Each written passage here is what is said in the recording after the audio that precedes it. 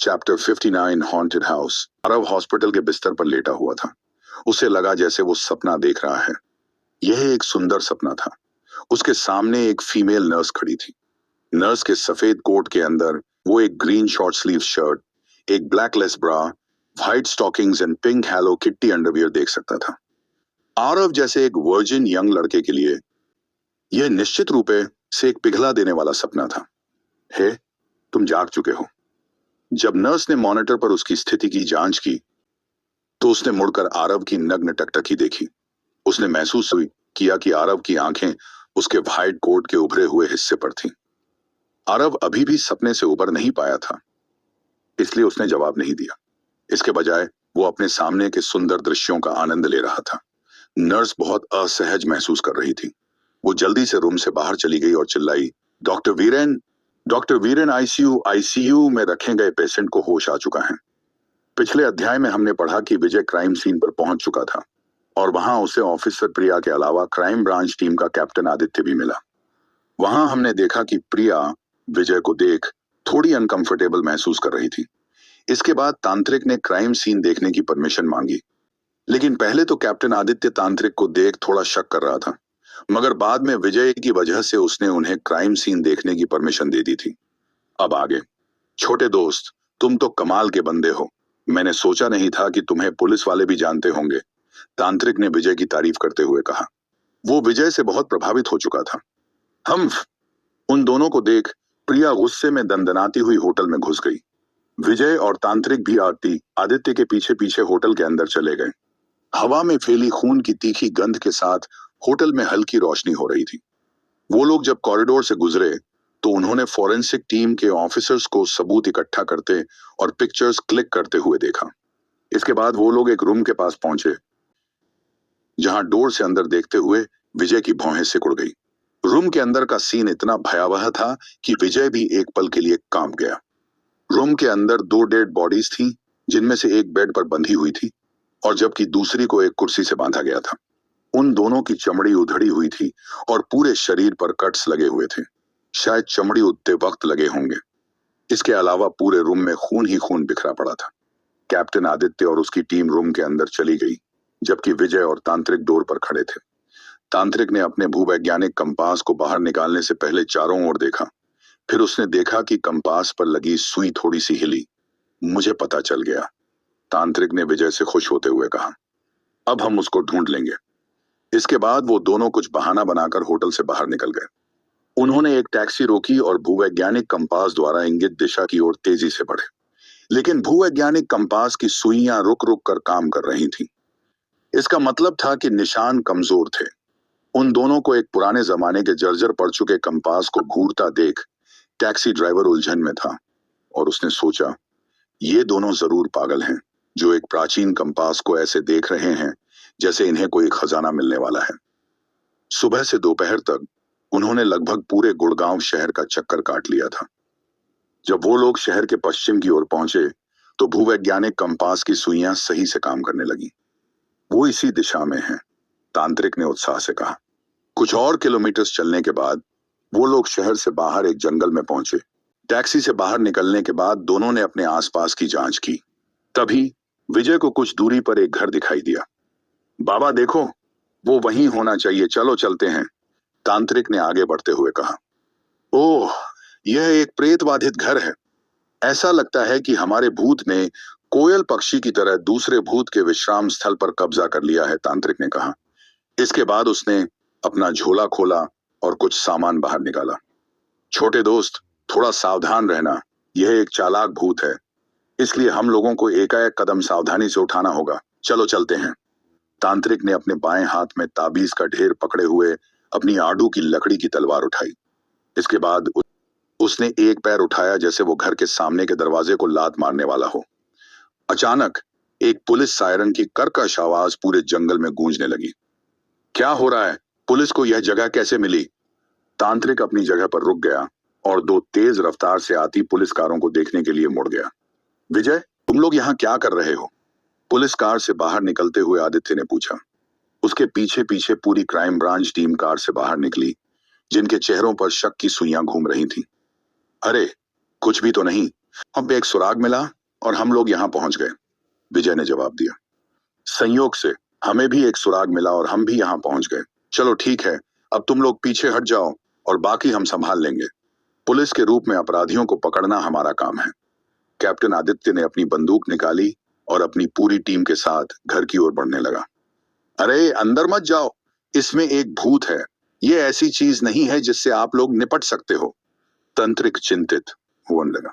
भूत वाली बात सुन आदित्य सहित उसकी पूरी टीम हंसने लगी। यहां तक कि प्रिया भी खुद को हंसने से नहीं रोक सकी। भूत प्रेत जैसी कोई चीज नहीं होती, होता है तो सिर्फ एक मुजरिम जिसे सूली पर लटकाने का काम हम जैसे पुलिस ऑफिसर्स का है। कैप्टन आदित्य ने पूरी वीरता का अभिनय करते हुए अपनी छाती पीटते हुए कहा। फिर उसने घर के दरवाजे को लात मारी। दरवाजा खुलते ही काले धुएं का एक भयावह कोहरा बाहर निकला। अचानक उस कोहरे के बीच से उन पर कोई झपटा। कैप्टन आदित्य मौके पर ही जम गया। उसकी आंखें तहखानों की तरह खाली हो गईं और शरीर लुढ़कते हुए पीछे गिर गया। उस काले घने कोहरे के बीच से एक भयावह भूत बाहर निकला, जिसे देख बाकी पूरी टीम इतनी दंग रह गई कि उनके मुंह बंद हो गए। उनके चेहरे चादर की तरह सफेद पड़ गए और उनकी आत्माएं लगभग उनका शरीर छोड़ने वाली थीं। कुछ पल ऐसे ही रहने के बाद उन्होंने तुरंत बंदूकें बाहर निकाली और फायर करने लगे। बैंग बैंग उन्होंने कुछ गोलियां चलाई, लेकिन गोलियां बिना किसी रुकावट के सीधे भूत के बीच से गुजर गईं। वो भूत था ना कि कोई इंसान, गोलियां तो उसके आर पार होनी ही थी। वो भूत उछला और सीधा ऑफिसर प्रिया पर झपटा। प्रिया घबराते हुए तुरंत पीछे हटी और कांपते हुए हाथों से बंदूक पकड़ उस पर लगातार फायर करने लगी, लेकिन इसका कुछ फायदा नहीं हुआ। सारी गोलियां भूत के आर पार होकर पीछे दीवार में जाकर लगी। यह देख उसका सुंदर चेहरा खतरनाक रूप से पीला पड़ गया था। जैसे जैसे उसके चेहरे पर घबराहट बढ़ती गई, उसका चेहरा और ज्यादा पीला पड़ने लगा। एक दर्जन गोलियां चलाने के बाद उसकी बंदूक खाली हो गई थी। उसने बंदूक को एक तरफ फेंका और मुड़कर भागने लगी। अपनी घबराहट में उसने नहीं देखा कि वो कहां जा रही थी और सीधा जाकर पीछे खड़े विजय से जा टकराई। विजय का पूरा ध्यान भूत पर था। उसने प्रिया को अपनी ओर भागते हुए नहीं देखा था। अचानक उसके आकर टकराने से वो बैलेंस खोकर जमीन पर नीचे गिर गया। जब उसने देखा तो प्रिया उसके सीने से चिपकी हुई थी और उसकी आंखें बंद थीं। लेकिन अगले ही पल उसका चेहरा टमाटर की तरह लाल हो गया, क्योंकि उसकी नजर सीधा उसके उभरे हुए हिस्सों पर गई थी। क्या तुम पागल हो? तुम भाग क्यों नहीं रहे? जल्दी करो और भागो। उसको बेशर्मों की तरह मुस्कुराते देख प्रिया गुस्से में तमतमाती हुई बोली, लेकिन उसे एहसास नहीं हुआ कि विजय क्या सोच रहा था। फिर वो जल्दबाजी में उठी और विजय की बांह पकड़ भागने लगी, लेकिन विजय टस से मस नहीं हुआ। उसने छोटी सी सांस छोड़ी और मुस्कुराते हुए कहा, क्या मैंने तुम लोगों से पहले ही नहीं कहा था कि अंदर भूत हैं? अब देखा किसी की बात ना मानने का नतीजा क्या होता है। क्या तुम पागल हो? यह पुरानी बात है, अभी भागो। प्रिया ने भूत को अपनी तरफ आते देख घबराते हुए कहा। चलो छोड़ो, लेकिन ज्यादा परेशान मत हो, यह सिर्फ एक छोटा सा भूत है, विजय ने बेपरवाह अंदाज में कहा। प्रिया की आंखें सिकुड़कर छोटी हो गईं। वो इस लड़के को किसी पागल खाने से भागे हुए मरीज की तरह देख रही थी। यह एक भूत था, एक असली भूत, कोई बिल्ली या कुत्ता नहीं। उसका छोटे भूत और बड़े भूत से क्या लेना देना था। जिस वक्त प्रिया यह सब सोच रही थी, उसी वक्त विजय ने अपनी एक उंगली उठाई और एक जादुई प्रकाश के साथ उस दुष्ट भूत पर हमला किया, और एक सेकंड बाद दुष्ट भूत एक धधकती आग में जलकर नष्ट हो गया।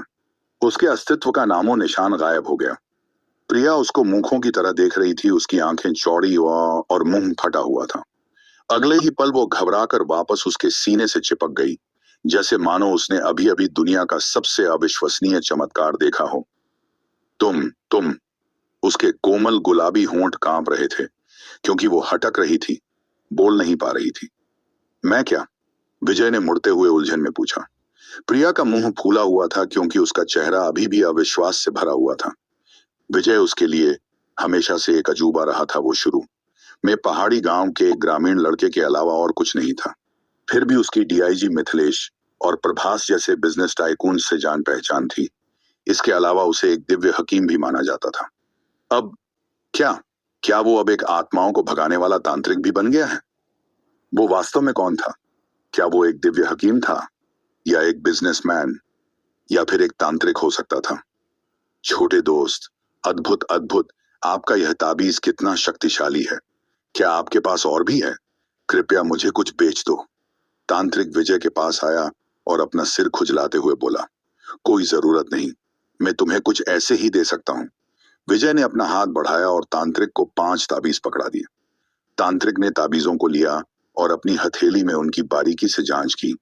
उत्साहित होकर वो विजय का गुणगान गाने लगा। जेड ताबीज, ये वास्तव में जेड ताबीज हैं। छोटे दोस्त, तुम बेमिसाल हो और तुम्हारी साधना भी बहुत बेमिसाल है।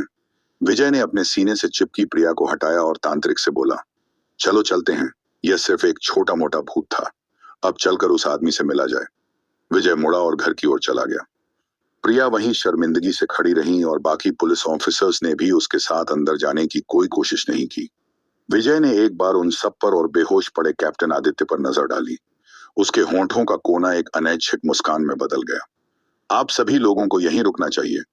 इसके बाद उसने घर का दरवाजा खोला और अंदर घुस गया। एक बार जब वो मुख्य द्वार से गुजरा तो उसने खुद को एक चौड़े आंगन में पाया। एक आदमी आंगन के बीच में एक स्टूल पर बैठा था। उसका चेहरा भयानक रूप से पीला पड़ चुका था और उसके होंठ काले होने लगे थे। यह एक दुखद दृश्य था। उसके शरीर के चारों ओर काला धुआं फैला हुआ था। यो अलग अलग अन्य दुर्भावनापूर्ण आत्माएं थीं। हाँ हाँ, उस आदमी ने अचानक एक डरावनी हंसी छोड़ी। फिर उसने कहा, मुझे एक ही समय में 2 लोगों को आकर्षित करने की उम्मीद नहीं थी। एक बार जब मैं तुम दोनों के सारों को चुरा लूंगा तो मेरी प्राप्ति में बहुत सुधार होगा। दुष्ट भूत, मैं मुकुंद बाबा यहाँ हूँ। तू अपनी जान बचाने की बजाय अकड़ दिखा रहा है। तेरे जैसे नीच भूतों से मैं बहुत निपटा हूँ, तांत्रिक ने गरजते हुए कहा। उस भयानक आदमी ने हंसते हुए कहा, क्या तेरे जैसा एक जिद्दी बूढ़ा बैल मुझे मारेगा? तू इस काबिल ही नहीं है। ठीक है, अब तू जो चाहता है वही तुझे मिलेगा, सिर्फ एक भयानक मौत। उसकी आंखें खून की तरह लाल हो गईं और तुरंत उसके चारों ओर धुएं में लिपटी भूत प्रेतों की आत्माओं ने तांत्रिक पर हमला कर दिया। क्या तांत्रिक मार पाएगा इन सभी भूतों को? आखिर वो भयानक आदमी कौन था और क्यों खेल रहा था यह खूनी खेल? आखिर क्या होगा? विजय की इस दिलचस्प कहानी का अगला पड़ाव जानने के लिए बने रहें हमारी सुपर बिजनेसमैन के साथ, सिर्फ और सिर्फ अब्दुल रहीम एक्सप्लेनर यूट्यूब चैनल पर। चैप्टर 60। आई एम सॉरी कि विजय ने भूतिया घर के दरवाजे से बाहर निकले भूत को मार दिया था। उसके बाद तांत्रिक और विजय दोनों भूतिया घर के अंदर घुस गए थे। वहां उन्हें एक विकृत भूत मिला जो बहुत ही पावरफुल था। उसने तांत्रिक पर अपनी गुलाम आत्माओं से हमला करवा दिया था। अब आगे हम मेरे ताबीज का स्वाद चखो। तांत्रिक भी कोई कच्चा खिलाड़ी नहीं था। उसने तुरंत कुछ देर पहले मेरी एक विजय का दिया हुआ जेड ताबीज उन काली आत्माओं पर फेंक दिया। बूम! जेड ताबीज आग की लपटों में बदल गया। जैसे ही वो भूत प्रेत और आत्माएं आग के संपर्क में आए, वो तुरंत दर्द से चिल्लाने लगे और इधर उधर भागने लगे। मर्दाना यांग से प्राप्त आग को इस चमकते सूरज ताबीज में संग्रहित किया गया था। यह भूतों और आत्माओं के खिलाफ बेहद प्रभावी था। वो विकृत आदमी थोड़ा हैरान था। आंतरिक रूप से वो तांत्रिक बाबा को देख आश्चर्यचकित था, जिसके पास काफी उच्च स्तर की उपलब्धि और इतना शक्तिशाली ताबीज था। वो उसके लिए एक आसान लक्ष्य नहीं होगा। यह सोचने के बाद उसकी नजर तांत्रिक के बगल में खड़े छोटे लड़के पर गई जो वहां चुपचाप खड़ा था। उसे देख ऐसा नहीं लग रहा था जैसे कि वो लड़का अपने साथ ताबीज जैसे कुछ भूत भगाने वाला सामान भी लाया होगा। इस तरह उसने एक निष्कर्ष निकाला कि उसे पहले बच्चे को मार देना चाहिए। 1 सेकंड रुकने के बाद वो हवा में उछला और अपने पंजे निकालकर विजय पर हमला किया। पंजा बिजली की तरह तेज था, रीढ़ की हड्डी को कंपकपा देने वाला, और उस पंजे से एक काली आभा का उत्सर्जन हो रहा था जो बहुत ही भयानक लग रही थी। विजय की आंखों का एक कोना फड़क उठा। उसकी नजरें सामने से आते हुए विकृत आदमी के भयानक पंजों पर थी, लेकिन पीछे हटने के बजाय वो आगे बढ़ा और एक हाथ को ऊपर उठाया। अगले ही पल एक बिजली की लहर उसकी हथेली से बाहर निकल उस विकृत आदमी की छाती से जा टकराई। आह! बिजली की उस लहर से टकराते ही विकृत आदमी की चीख निकल गई और वो लुढ़कते हुए जमीन पर आकर गिरा। वो पूरी तरह से दंग था। यह स्पष्ट रूप से एक जादू था। जादू टोना जानने वाले इस मूर्ख लड़के की उम्र कितनी थी? इसके अलावा क्या उसने सिर्फ बिजली जैसी जादू टोना का इस्तेमाल किया था? यह बिल्कुल भी सही नहीं था। एक करीबी निरीक्षण के बाद विकृत आदमी का बदसूरत चेहरा और ज्यादा भयानक हो गया। धिक्कार है मेरी किस्मत पर जो मैं इस जैसे शक्तिशाली लड़के से मिला। इस वक्त उसकी हालत किसी चूहे जैसी हो गई थी जो दबे पर बिल्ली को देख भागने की सोच रहा था। क्या हुआ, भागने की सोच रहे हो? एक उपहास के साथ विजय ने अपना हाथ हिलाया और उस विकृत आदमी पर जेड ताबीज फेंका। जेड ताबीज उड़ते हुए गया और उस विकृत आदमी से टकराकर फट गया। विजय शुरू से ही जानता था कि इस आदमी का खून सूखने की वजह से काफी लंबे समय पहले ही मृत्यु हो चुकी थी। इस समय वो एक चलने वाली लाश से ज्यादा कुछ नहीं था। इसलिए विजय ने उस पर बिल्कुल रहम नहीं दिखाई। उसने लगातार अपनी बाहों को घुमाते हुए उस विकृत आदमी पर और जेड ताबीज फेंके। बूम बूम, ताबीजों के लगातार हमले से विकृत आदमी का शरीर चिथड़े चिथड़े होकर फट गया। फिर एक काले धुएं का गुबार हवा में उड़ा और गुस्से में दरवाजे की ओर बढ़ गया। शिट! विजय के चेहरे की अभिव्यक्ति तुरंत बदल गई। उसने अपना पैर जमीन पर पटका और उस काले धुएं के पीछे भागा। भूतिया घर के दरवाजे से एक काला धुआं बाहर निकला और तुरंत पूरे वातावरण में एक जानलेवा आभा फैल गई। यह महसूस होते ही क्राइम ब्रांच की पूरी टीम के अंदर दहशत फैल गई। बैंग बैंग, उन सभी ने उस काले धुएं पर घबराते हुए गोलियां चलाईं, लेकिन कुछ फर्क नहीं पड़ा। सभी गोलियां उसके आर पार होते हुए दीवार से जा टकराई। कहां भाग रहे हो? विजय भूतिया घर से बाहर निकला और काले धुएं पर एक और जेड ताबीज फेंका। ताबीज से क्षतिग्रस्त होने के बाद काला धुआं काफी कम हो गया और पतला होने लगा। यह जानते हुए कि अब उसका भागना मुमकिन नहीं है, काला धुआं अचानक चारों ओर घूम गया और ऑफिसर प्रिया की ओर बढ़ा। प्रिया घबराहट में पीछे हट गई, लेकिन काला धुआं पहले ही उसके करीब पहुंच चुका था। उसका शरीर अचानक जम गया और तुरंत ही उसके चेहरे की अभिव्यक्ति एक विशेष रूप से मोहक अंदाज में बदल गई। विजय का सामना करते हुए जो उसकी ओर दौड़ कर आ रहा था, उसने उसे एक आकर्षक नजर से देखा और अपने नाजुक हाथों को अपनी छाती पर उठाया। ऐसा लग रहा था कि वो अपनी कमीज का बटन खोलने वाली है। वहां मौजूद सभी पुलिस वालों का चेहरा सफेद पड़ गया और उन्हें ऐसा महसूस हो रहा था जैसे किसी भी समय उनकी नाक से खून बाहर निकल सकता है।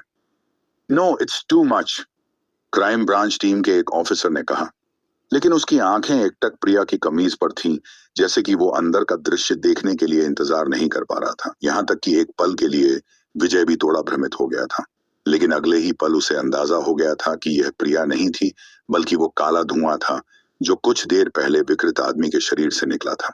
शायद प्रिया भी इस वक्त उस आदमी की तरह काले धुएं के वश में थी। उसने एक आकर्षक तरीके से पोज देना जारी रखा। अचानक उसके हाथ उसकी कमर पर बंदूक के लिए पहुंचे और सीधा विजय को निशाना बनाया। उसने ट्रिगर खींचा, लेकिन केवल क्लिक करने वाली आवाजें सुनाई दी। अबे चूतिया भूत, बुलेट्स बहुत पहले ही खत्म हो चुकी हैं, विजय ने कहा और आगे बढ़ गया। प्रिया के करीब पहुंचकर विजय ने अपनी एक उंगली उठाई और सीधा उसके माथे पर भौहों के बीच टैप किया। प्रिया को अचानक झटका लगा और उसके शरीर से एक काला धुआं बाहर निकलने लगा। उसी समय भूतिया धड़ से तांत्रिक बाहर निकला और बिजली की तरह गरजते हुए उसने एक ताबीज फेंका। ताबीज के फटने से पूरा काला धुआं गुमनामी में समा गया। प्रिया के होंठों से एक छोटी सी आह निकली। जैसे ही काले धुएं का असर उसके शरीर से खत्म हुआ, वो झटका खाकर नीचे गिरने लगी, लेकिन ठीक नीचे गिरने से पहले विजय ने उसे अपनी बाहों में पकड़ लिया था। जब उसकी चेतना धीरे धीरे लौटी, उसने खुद को विजय की बाहों में पाया और उसका चेहरा खतरनाक रूप से उसके करीब था। फिर उसने थोड़ा नीचे देखा और तुरंत चिल्ला पड़ी, कुत्ते, कमीने, मर जाओ। यह चिल्लाते हुए उसने तुरंत एक हाथ से अपनी छाती को ढक लिया और दूसरे हाथ से विजय को पीछे धकेल दिया। स्टैक! हवा में एक तेज थप्पड़ की आवाज गूंज गई।